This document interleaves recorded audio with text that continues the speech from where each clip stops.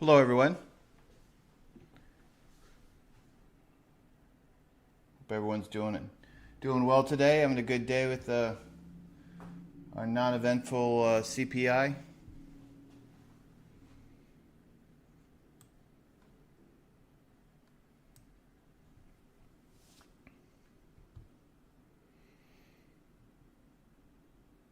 Any questions as I go through stuff? Feel free to type them into the chat.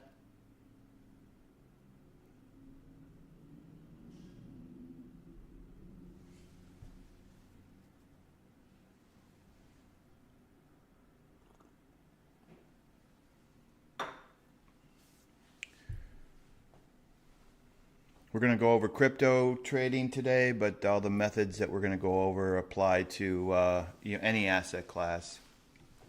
I like crypto. I like the movement. I'm talking about the underlying change in centralized systems to decentralized systems movement. But I do like the volatility. And liquidity is coming our way. But definitely dip into futures trading as well. That's my background. From Chicago, grew up on the Mercantile Exchange basically. Traded in the S&P 500 pit. I was actually in the S&P 500 pit when it started as a clerk. Very first couple days. We were doing an ARB.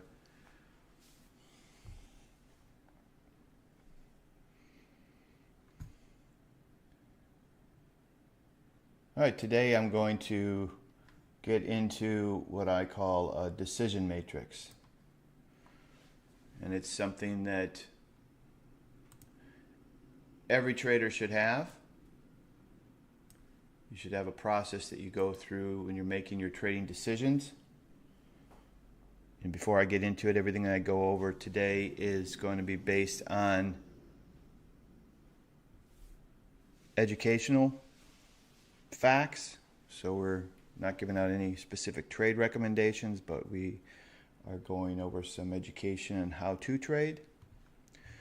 Anytime you're trading, we recommend that you only are using risk capital.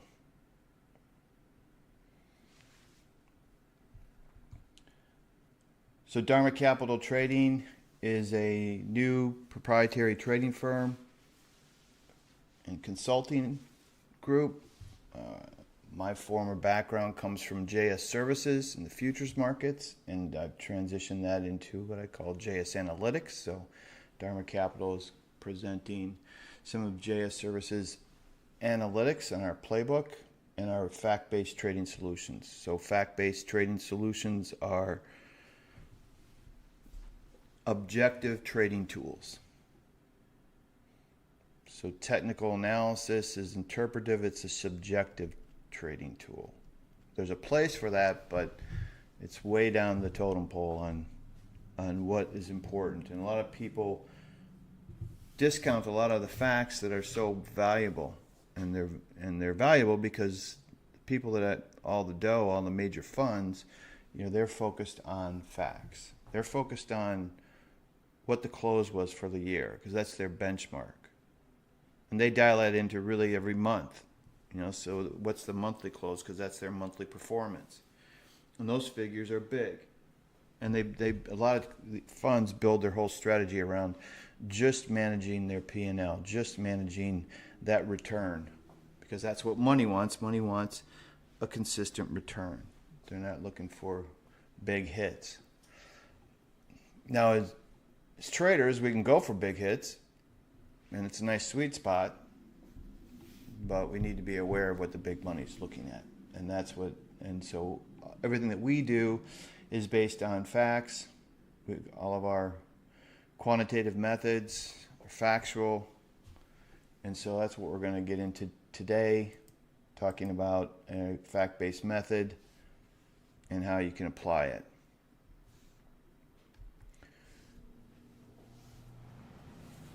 This is our playbook, and you can go to dharmacapital.trade, and you can sign up for a trial. You can also go directly to jsservices.io, and I'll have those links at the end of the presentation if you want to get access, play around with this trading tool. And what this does, it provides you with a statistical benchmark. So whatever your method is, whatever your opinion is, you wake up and you throw a dart at a board, and that's what you're going to do. This is just your baseline. So these are the facts, this is the truth, and you need to know the truth. And doesn't mean you can't follow the dartboard, because the dartboard's been working well lately, but this, at the very least, this can help you size your bets. So when your darts are in alignment with the facts, bet big. When they're not, bet small, or maybe it's time to take the day off, do something different. So we're going to get into our decision matrix using the playbook, and then we're going to get into some practical application using Bookmap.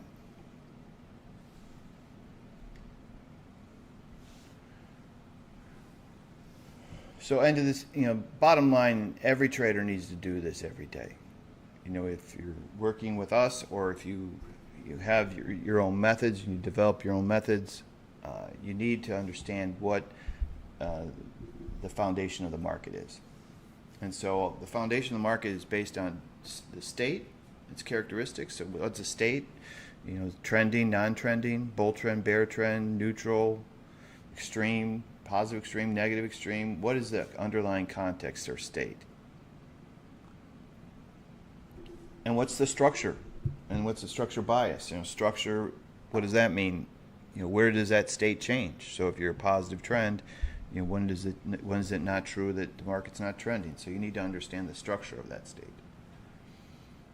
And once you identify that, you have understanding of what the state and structure is, there's some natural strategy themes that occur. If you're in a positive trend, a natural optimal strategy is to buy breaks in that positive trend.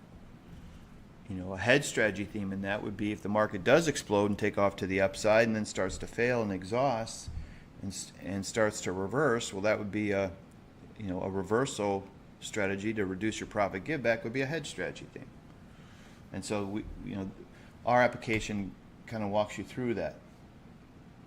So here's our market grid. It's color coded. Each color represents a specific state. Instead of just identifying, bull trend, bear trend, neutral, we've taken more of a high def version of that, and we've got bull trend acceleration or bull trend digestion, or in this example today, Ether's in bull trend correction. So we've all traded a bull trend correction. We've all traded a bull trend. We've traded an accelerated bull trend. And each one has its own little nuances. And so the goal here is that we want to align our tactics with those nuances or those characteristics. And so in our example we're going over, that we'll get to live in a moment, is Ether's market state is bull trend correction. What does that mean? It means the market's been in a positive trend. This is the expectation. It's a positive trend. But it's having some sharp pullbacks. Is the market in the middle of this sharp pullback? Or are we just starting it? At this point, we're just defining the state condition. So the state condition is corrective, bull trend corrective. What does that mean? Well, when the correction's over, it's more likely the bull trend's going to resume, and we can jump on a positive trend. But also, we need to be prepared that we could have these sharp, violent, corrective moves that bottom out. So I kind of like this state because it's nice to, when you see that emotion come into the market, instead of being fearful, you can be more aggressive and say, okay, well, this is a corrective move in a positive trend. The next thing we need to do is understand where that trend will change. And so we put some structure around that. And that's what these levels are. They define structure. And so here's that same image with today's structure. And today it's identifying the top of this corrective phase as 1908-31 in the Ether perpetual. And the lower part of that positive trend, the crux point for is that positive momentum going to continue, is down at 1847.88. So we have these what I call a critical range parameter. So we've defined the structure of this bull trend correction. So if the market's going to remain in this state of corrective state, those are the parameters. So you move beyond the upper parameter, it's telling us that what? The trend's going to resume. We move below the lower parameter, it's telling us, hey, this is more than a correction. This bull trend could be in trouble. The next thing we identify is what we call a sentiment bias. So these are just factual points, and this is, and this sentiment bias is an over/under number. It can be at different points depending on this what we call price map structure. And today the sentiment bias, there's no bias. It's balanced. And so we're in a bull trend correction. We've got identified the structure of that correction, and now we're identifying the structure bias. And the structure bias is balanced. And what you're getting here with this playbook is, if you're in this market state and you have this structure with this bias, then do this. So this is all just a literal, here's what you do in these situations. And any market that's in this situation, it's the same playbook. So it's really straightforward. And what you'll find with some of your tactics, you'll start to say, oh wait, my tactics really work well in pivotal situations. And so I'm going to search out markets that are in those state and structures. And so that's what you're going to see as we go through this playbook. But that's what this is. It's literally a book. You're on the sidelines, you're getting ready to play, open the book, and then we're going through our decision matrix for the market that we have an interest in. And you may have an interest in a specific market, but you also may have an interest in a specific state and structure, because that's what your strategies work best in. That's what you like to trade. Maybe you just like to sell. Maybe you just like to buy. So here's structures balance, and I really like this state and structure setup and here's why. We're in a positive trend, so I like trend moves. I want to catch a move, and I want to catch it early, and I want to ride it as long as I can. So what this tells me is that this market is in a corrective bull state, and sentiment's balanced because it's in the middle. So if this corrective trade is going to continue, the market's going to trade below sentiment, because above this price we're positive, below this price we're negative. It's the balance point for the day, or for the trade period. And it just so happens today that we're in this structure bias. So it makes things really straightforward, and also sentiment is where the energy of the market is. So it also tells me that there could be some good volatility around this price point, and potentially, if we get a positive signal, it could be the beginning of a new trend move north. So I like this state a lot. So next thing we look at is, okay, well, if we're in this bull trend state and we have this balanced structure, what do we do? Well, for the essence of the bull trend corrective state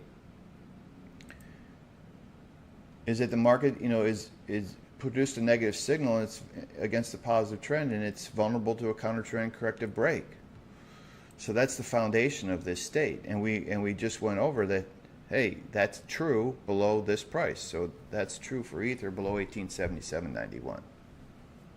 And so the optimal strategy is to fade momentum against 1877.91. If the market's trading below here and it validates that, hey, we're trading below here, and we're going to keep selling against here until proven otherwise, because that's the point, that's the turning point that says, hey, this correction's over. So until it's over, it's not. And when it is, it is.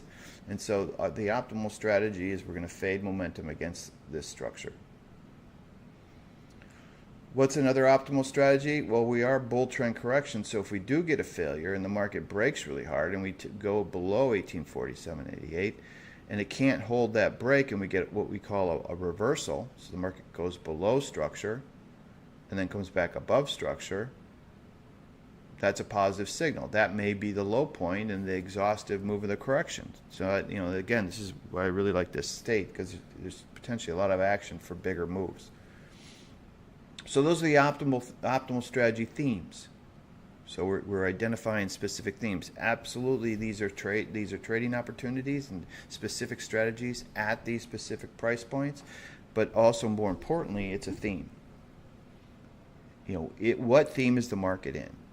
And that's the market's always doing one of three things. It's either in an optimal theme, it's in a hedge theme, or it's in a non-event theme. And it's always telling you what it wants to do. And it's telling you what it wants to do by its movement through the price structure. So what's the hedge theme? Well, we're in a bull trend correction. So is that correction going to turn into a shift in a transition in state to maybe a downshift to a neutral position? Or potentially into a negative trend state? We don't know. But what's a hedge strategy theme? If we break structure and we start trading below 1847, a hedge strategy theme is what we call a sell DP breakout. This is our DP downside pivot. That's our lower critical range structure point. If we get a breakout below here that's sustained with negative price structure, that's going to signal that this bull trend is turning into something bigger, and this is no longer true. This is this corrected. We're no longer in a bull trend correction. We're vulnerable to a bigger event move. And what's the other hedge strategy theme? Well, we get a breakout above the sentiment, breakout above the R level. We start trading back above here. So if we start trading back above 1877.91, all of a sudden we're no longer in that corrective state. So if we get rid of the corrective aspect of this state, we're left with bull trend. We're back in the bull trend. So that strategy as a hedge strategy is a strategy to get back on the bull trend. This this is something I like to look for, is these momentum areas that kind of have potentially sparks shift in a bigger move. So we have our foundation. If we're in this state, and if we're in the bull trend corrective state, and our structure is balanced, then these are the optimal and hedge strategy themes to look for and to align our tactics with. So it's real straightforward. It's if then. These are the facts. This is your baseline. So whatever tactics they use, any subjective technical tactics that you like to look for, that's the playing field that you're dealing with. That's the structural foundation of the market. That's what you need. That's where you're making your decisions, and you need to adjust your tactics for those facts. So now we go to real time. So we got our basis. We know what's happening for Ether today. It's in a bull trend corrective state. Sentiment's balanced, so there could be some opportunity around the balance point, that sentiment bias. And we know that I'm a buyer of Ether. I like Ether. I want to be long crypto. So this is a day that might be a turning point for a new move. So it's an interesting structure. So what do we got? So now we're going to go to real time. So what do? We need to identify if price action is performing to the characteristics of the state. What's happening? What's the market look like? Are we performing like a bull trend correction? We need to observe price action within the price map framework. Is it holding structure? Because if it's holding structure, that's going to mean that we're going to anticipate this market's going to continue to correct.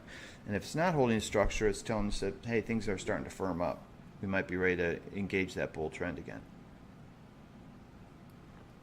And then we want to see if there's a strategy in play. So, it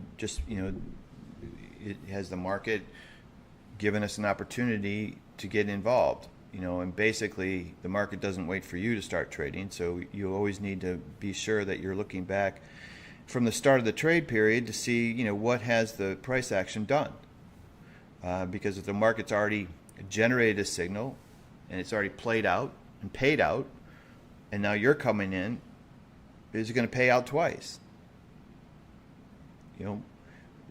Most times markets pay out, are more successful just paying out once. The second time, it's a lot of times it's people that miss the first time. So it's just being aware, and it doesn't mean it's not true and it can't work. It's just you need to be aware of that. You need to be aware that it already played out, it already paid out. What is the price action? How's the market trading within structure? And that's going to give you your insight to what the value of that opportunity is, and you know, how you trade around it, how you manage your position, how you manage your size. And that has to do also with the time of day that you start trading. So right now we're looking at the market at 12:21 Central Standard Time. So the sessions had a lot of play already. Because with crypto, we're looking at UTC time. 12 a.m. is basically the opening and close of the crypto markets. That's our kind of the standardized marker that everyone looks at. And so we've already kind of gone through a bulk of the trading session. So I snapped this earlier, and we'll take a look at that, and then we will go to live market. But just kind of running through this. First thing, we identify if price action is performing to the characteristics of the state. Well, here's our expectation. Here's the price action. So we have a market that is trending higher, that has some sharp volatile pullbacks. So this market is performing to the expectation of the state. So that's good intel. Hey, we can feel confident that the state foundation is identified, and we're performing to the expectation of the state. When markets perform to the expectation of the state, that's when trading's easier. That's when your stuff works. When the market's in transition and it's not performing to the state, that's when it's difficult. That's when your stuff doesn't work. And so it's always important to really get clued into, hey, what's the state foundation? Is price action performing to the characteristics of that state? Next thing we look at, is observing price action within the price map framework. Is it holding structure? Okay, so this is interesting. So we come in here and we see that, well, this action is actually occurring above sentiment. So we're still having this bull trend corrective action, which is true, because this is the validation point. When we get above the upside pivot, that's when the new bull trend would engage. But this information is interesting because it tells us that, hey, this corrective trade might be over. We're still holding, we're performing to positiveness, but we have corrective action, but that corrective action is occurring above sentiment. So that's interesting. That's that it's more likely we could potentially see this thing start to gear up. So it's holding structure. That's another good sign. Hey, this market is holding structure, and we can feel confident that our strategies and the structure is going to continue to hold. And so, what strategy themes are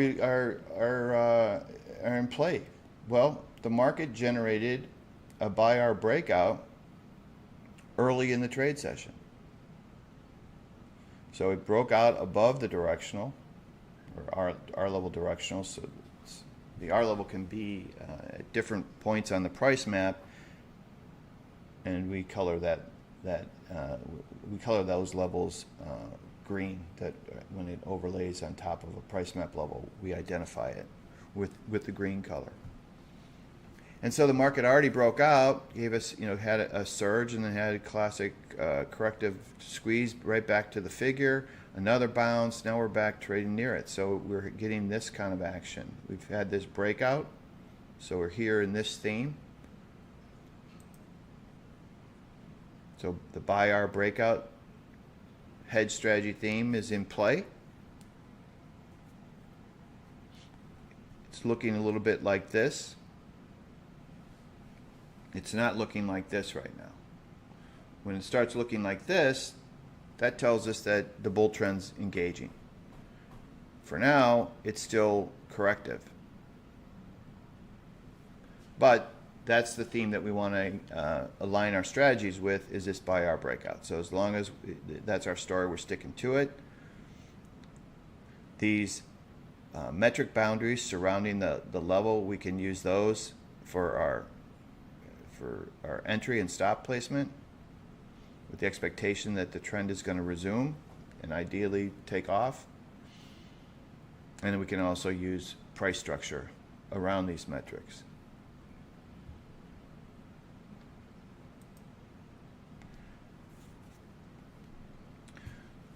So the price map contains other levels other than these key critical range and sentiment. And so we call these validation points, these interior ones that are in play today. This is another validation point for a breakout of this critical range. So once we break out of here, it'll need to validate through 1923.42 if it's really going to extend. And if it does extend, then we give some targets. So this structure is where you can align your targets for your tactics. The other thing this structure does is it helps to define the price segment moves the market's trading in. So basically what the market's paying out. And so the distance between two major price map levels is what we call an average price map distance. So the market typically moves in either half segments, full segments, or times two segments. And so these validation points identify that half segment move. And you can see that it's a little sloppy today on this one, but you can see, this is a half segment move. And so when you're putting on a trade, that's your absolute minimum target is a half APMD move, and it's really just taking money off the table target. So when you're buying a breakout, you're really targeting the upside pivot. If not, you're going for this breakout. So you're going to go for 1938. So those are your real targets. But this is to take some money off the table level to pay for stops when it doesn't work. So the market did pay out some. It also allowed you to get back in, paid out again, and now it's at, actually, so this would be kind of the third time it's testing this level. Is it going to pay out a third time?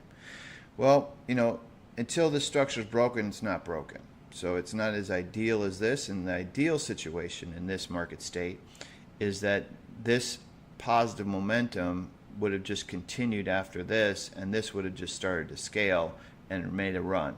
And that's what I always look for. So if I'm here in this moment trading now, my expectation is that I'm going to get on this ride, and it's just going to go. And that's my story. I'm sticking to it until the market tells me otherwise. And then here it does. Here it tells me, no, we're not going to scale. And so this is like, okay, well, it's still positive, but I need to adjust my tactics because the market isn't in this scale mode. And then this happens. So this is daily structure. So as we talked about, as you move into the latter part of the session, that this structure is going to update at 7 p.m. Central Standard Time, and so we have to take that into account too. Again, it's just building on the facts, what's true, being aware of the context. So just as you are aware of the context of market structure, you need to be aware of the context of time. Okay, so the next step on our decision matrix is we're defining the opportunity. If the market's performing to the expectation of the state, it's holding structure, then look to participate in the optimal strategy theme. Got it. If the market's performing to the transitional expectation of the state and is breaking structure, then look to participate in the hedge strategy theme. That's what's happening now in Ether. If Ether breaks below the sentiment bias metric, that's going to break structure for the hedge theme, and it's going to be a situation of a non-event trade. So if the market is not performing to the expectation of the state and is not holding transitional structure, then no trade. Let's say no trade, it's more of a non-event trade.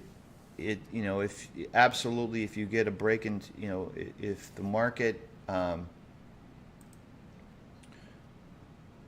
broke structure here, then we know that the optimal theme is not true at this point. So at this point, we know that the bull trend correction is changing.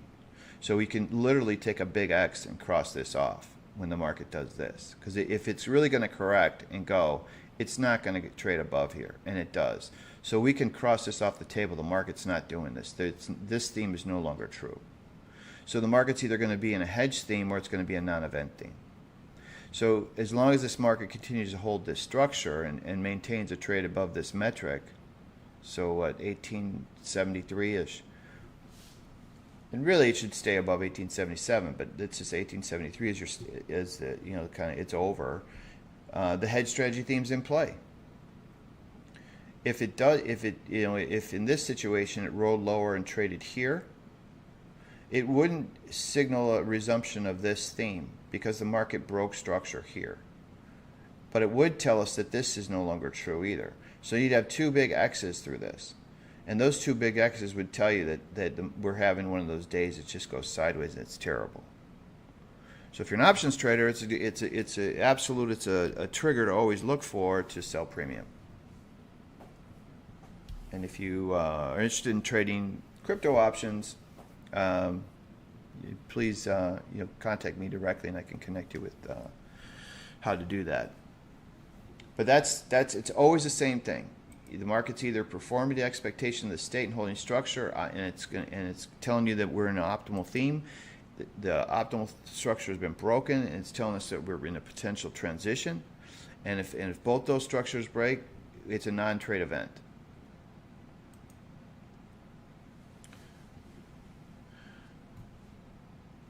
So in this image, I added some more facts. So these are all, having the best clarity is always the best. Knowing what the truth is. So something I always look at is the previous period, high, low, close, and midpoint. Actually, my midpoint's swapped with the close. My titles are incorrect here.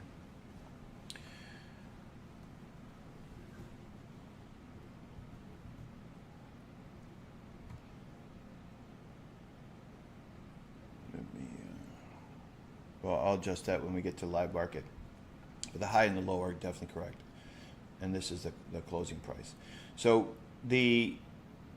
what happened today is as the market broke out of the sentiment bias and told us that, hey, this bull trend correction, we're in this hedge strategy theme, it also made a new move high from yesterday.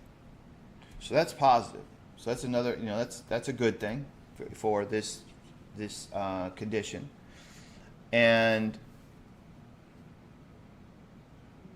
we are, so here we're looking to, in this strategy, it's kind of go big. You're looking for at least you're looking for a 2-3 APMD move, because the expectation is this bull trend could engage. The issue for this trade at the moment is that it's not holding good positive structure. I mean, we still have good price structure here. It is holding our metric here, and it's engaged. It really hasn't engaged yet. So it's an opportunity here, and it's definitely an opportunity above the closing price, which is actually in alignment here. So this is the closing price. This midpoint is actually a little bit down here.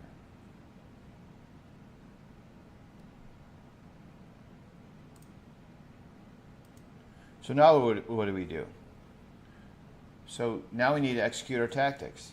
And so basically, whatever you like to look at, whatever tactics that you employ to make trading decisions, this is your foundation. So the strategy and the Sun Tzu strategy and tactics, this is the strategy foundation that you use your tactics on. And by having a strategy foundation that's statistical, it's going to give you an edge with your tactics. It's going to give an edge for how you play it, how you size manage it, how you tweak it.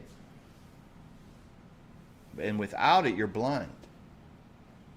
Without it, you're blind. You don't know. You're running through the forest, and all of a sudden the forest stops just into a sheer cliff, or are you running into the forest and it's going to go into an open field, or is it going into a lake? And just being able to adjust your tactics to what you want to do. And we can do that by standardizing our entries within the structure. So we want to avoid trading in the middle, and we want to stick to trading at structure points. We can standardize our trade selection by, how's the market trading in relationship to the sentiment bias, which defines the structure bias. And when I say structure bias,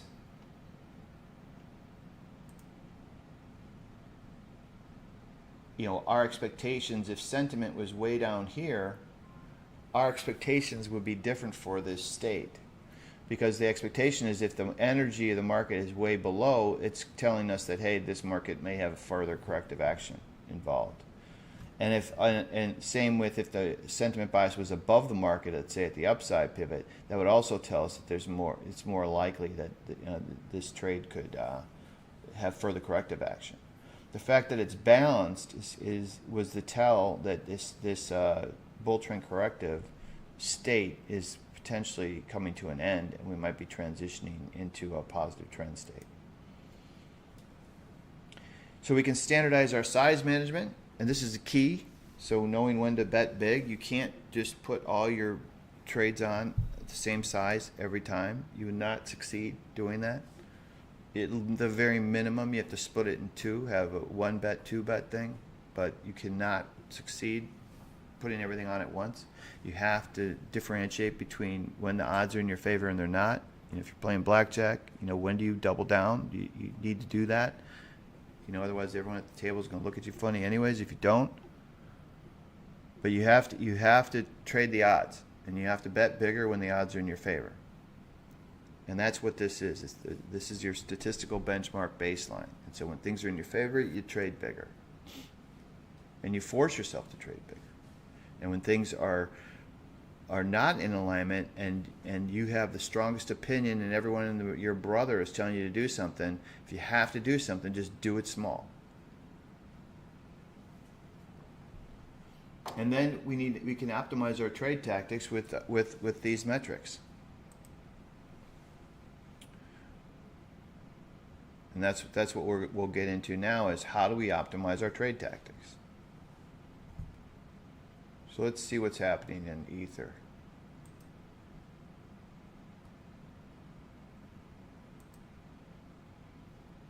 So it worked out. So coming in now, what do we know? We know that the market, let's adjust this. First things first.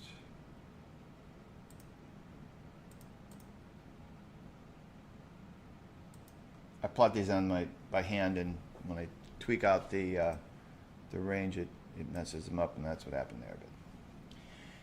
But anyways, it's absolutely a good habit to get into, to identify, to give yourself the most basic baseline is knowing, what the previous session periods are, and don't discount this information. This is some of the most important stuff that you can have on your chart, is just knowing the previous day's range, where the close is. Obviously for crypto it's not really a close, but it's the last price at UTC 12 a.m. and then the midpoint acts as a good momentum level. So you get some good insight to price behavior based on this stuff. And if we take a look at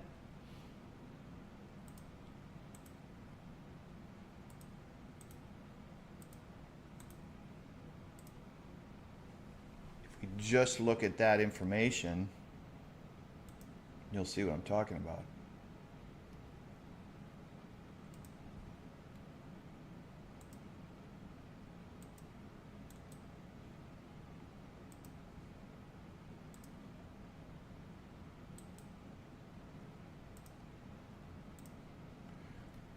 So as the market opens up, it's opening, obviously that's the close.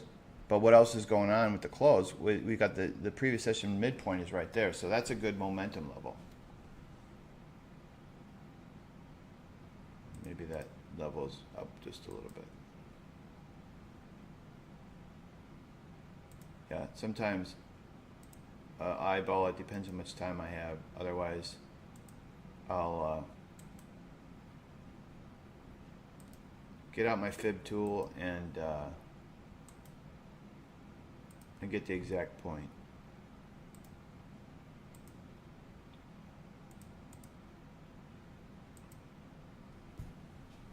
And that's pretty much what I use fib tools for now. I don't really, I'm not, subjective indicators are so low on the totem pole, they can really skew your decision making, and they're not as important as most people feel. They obviously, when things come into alignment, that's great, but you need to stick with the fact foundation. So just looking at what happened here, and the market's in a bull trend correction, the fact that they are trading above the previous day's midpoint is a positive signal. You know, that's kind of a balance point for the previous session. That's your momentum level. And then the previous day's high is your natural target. So they worked their way up, they attained it, and they took it out. So that's, you know, that's a sign of strength. Then you have the figure comes out, and you get a squeeze back down to the close. Net change is still positive, and you get your reaction. You get a new move high, which fails. You know, so this is classic crypto, you know, stop and go action. Make a new move high and fail, but they stabilized here. You know, and now when we, you know, stabilize back above the close, and now when we add our critical range, well, all of a sudden we get a little different clarity of what's happening. And when you have the price map and the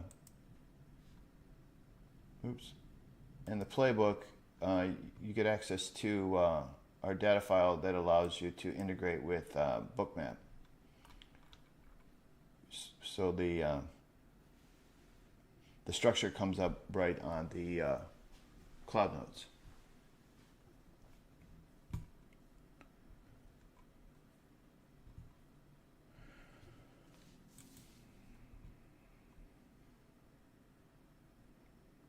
So I'm going to put our validation points on here.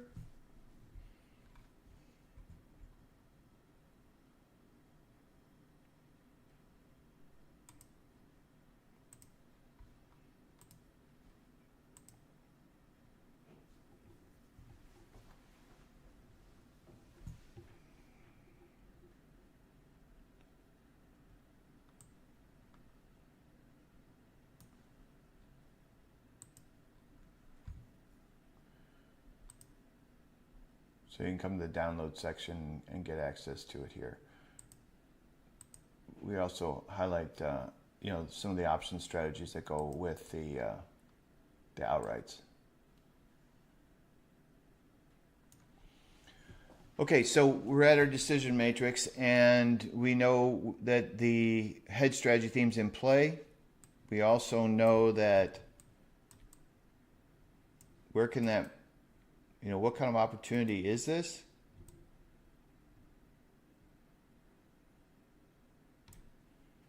So there's 1, 2, 3 APMD move.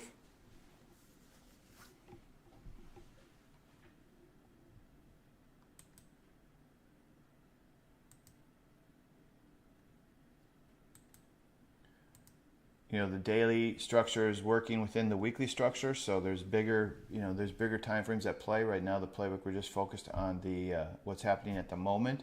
But if you're looking at our trade, what's our risk here? We're risking, you know, really below the previous day's midpoint, or we can use this metric. You know, what are we looking to make? We're looking to make at least a 2 APMD move, so at least a move up to 1938 area. When will that be validated? That'll be validated as the market starts trading back above 1893. So right now we're kind of in a ping pong between 1893 and 1877.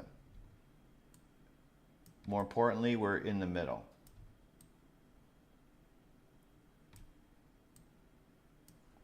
And we don't want to execute in the middle. The reason we don't, and middle meaning that we're when the market's trading within the kind of dark area between structure. This is where all the algos live. So this is where algos are designed to pick you off left and right. And they have big sway of the market in the middle. They have less sway in the market. Absolutely, at sentiment they have less sway, because this is the price point that the larger funds are looking at, and that may be, and more likely that could be the only price point they're looking at on a daily structure basis. Is they're just looking for where's sentiment, because that what this just told them today is that okay, we started to break structure on the daily. We may be having a positive shift. We might need to do something. So this is where the funds are going to want to participate and come in. They don't care about this stuff. They absolutely with the critical range, yes, they're going to as the market, if the market starts trading above 1912, you're going to see some interest come in here. You're going to see the tick size, the clip sizes start to pick up, and that's what I use this tool for, is to kind of just identify the differential between smaller traders coming in or larger traders coming in. And when the larger traders are coming in on the clip size, that helps to identify, hey, we're in a trend move, we had that breakout and the market's ready to move. And when that's not occurring, it's telling us there's not a lot of interest, and the market's going to get swayed. And this is where the algos are going to sway you. And this is where the funds are going to make a decision. And they're going to make a decision here too.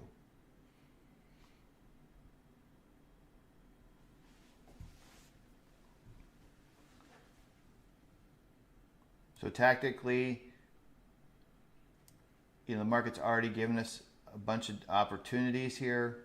We still have, the expectation would be for higher. So if we did if this break follows through, we've got some liquidity here building up around 1880. So a break back down into this area, absolutely, it's an opportunity. That's your story. You're sticking to it until the structure breaks. It hasn't broken.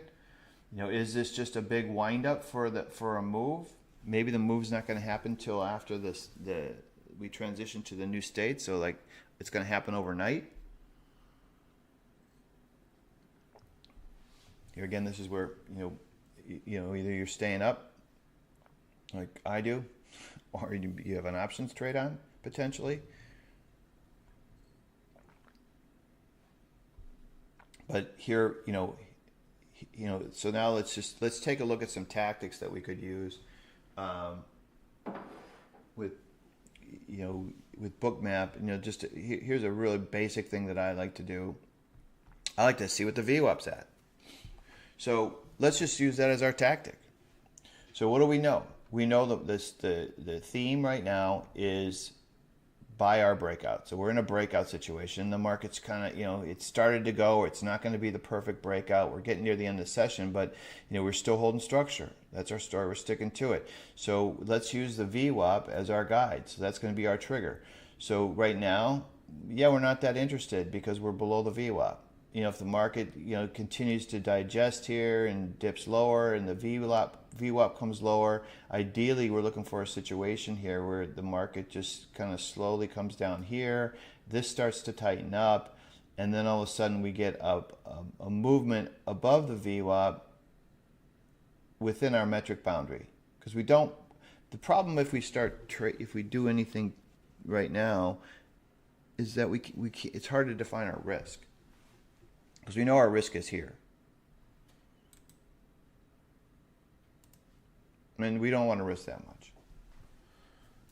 So to participate, so we know the strategy theme we want to get on. We want to get on the buy our breakout, which is potentially the precursor to a resumption of the bull trend.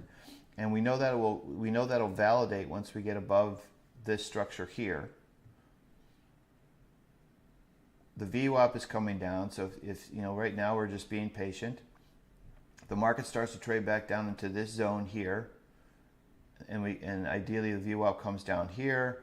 Then we get a trigger. The market starts to stabilize. We get liquidity to build up beneath the VWAP within the metric. That's our golden. That's our best trade. This is our if we're trading 2 units, or if you break your size into units, so your maximum position is 3 units. So if it's 1 ether for 1 unit, then the 3 unit trade is 3 ethers. So as the market comes back into sentiment here, since the market told us already it's not going to be perfect, because a perfect breakout would just go, and we had this. So if the market comes back down here, let's put 2 units on. We could stagger our risk below the midpoint, and we could also below the metric boundary. And then if the market, so that's one opportunity if it comes into play, and we can, and whatever other tactics that you use. I'm using the VWAP as my trigger within structure. And I'm going to use liquidity here to give me some insight that I have some support of structure. Now, if the market doesn't give me this optimal opportunity and starts to firm up, and now let's say we get a trade, it starts to trade back above the VWAP here, and I start to then, that's my positive signal, but I really need it to base above this metric boundary. So I need to base above this metric boundary, and guess what? What does that turn into? That's also the previous day's high. So there's my validation as well. So now, I could start to lean into it, and with crypto, what's nice is you could break these 1 units up into micro trades, right? So I could do a 0.25 ethers. So for every 1 unit, I could do a quarter of an ether to come in there. So I do that all the time, spread in, spread out. But we have this, what's nice here. And the other thing is this: everyone in the world is going to come out and say, "Oh, we're above yesterday's high." So when the market's trading here, hey, we're above yesterday's high. Well, when we're trading above yesterday's high near the end of the period, after it's above sentiment, and we're potentially shifting into a bull trend, that's when you could get that big spike move at the end of the day, or right at the end of the session. So we wait. If the market starts to transition back above the VWAP, great. If it starts to base above the CR plus, even this lower metric boundary here at 1891-ish, which is in alignment with the previous day's high. So we're looking for that basing above the VWAP, above here, to get into at least 1 unit, if not, a unit and a half. If you don't want, you can never trade bigger size away from sentiment. Sentiment always has to be your biggest trade. So if you're going to come in here at 3, you could do 2 here. If you're going to come in here at 2, you can do 1 here. It doesn't mean that you can't break that 1 into three targets. So I've got my here's a half APMD move, a full APMD move, and then this would be a full 2 APMD move. There's our there's kind of our 1, 2, 3 targets for that opportunity if we firm up from here. So it's real straightforward. If then, do this. Take your tactics and use the microstructure. The microstructure is what you use to get into the opportunity. So this is the baseline foundation. And this is when you're executing, you're using the microstructure, and you're taking, the size management and clip sizes will give you insight to when the funds are coming in and that things are really ready to go. We could absolutely just peter sideways and do nothing here, and then structure is going to reset. And so then, what's this? How did the state change? That's kind of the next question. Where's the sentiment? How did that shift?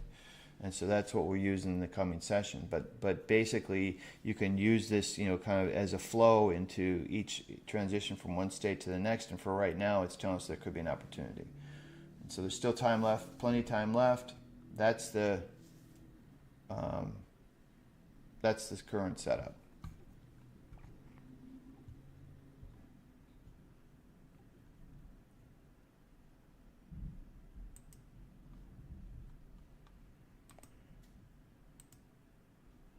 Main thing is keeping a fact focus. Whenever you have doubt, whenever you get too excited, I mean, I use getting too, I use like getting too excited as a trigger all the time. If I'm in a trade and all of a sudden it just profit spikes on me, and I'm just like, whoa, this is going to be my month, and it's kind of a tell that I need to tighten up my risk. I need to tighten up my profit give back, or I need to take something off immediately. Typically, that's usually the best thing to do. Typically, it's just lighten up. A lot of times just lighten up immediately because things are just, especially a very slight break in structure to do that, because your emotions are what everyone else is thinking the same, and then the market's going to look to take that away. So keeping a fact focus is important, and that's your baseline. Always go back to the facts. You're getting nervous, your stop's going to get it. We'll go back to the facts. Were you above the previous session midpoint, and you're long? Great. The market's showing positive. It's showing that it's positive. If it's trading below the midpoint, well, then hey, you might be vulnerable to a break back to yesterday's lows. So what do you want to do? And so anytime you get an emotional feeling, you just cycle back to what's the fact foundation. So feel free to email me directly. You can follow me on Twitter, do some posts. You can also go to our website and sign up for the playbook.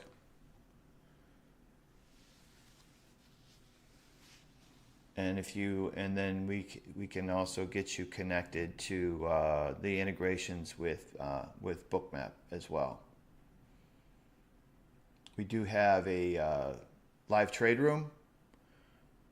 We use it for teaching and training, and also kind of a longer term outlook. We've got one for spot and perpetuals, and one for options trading.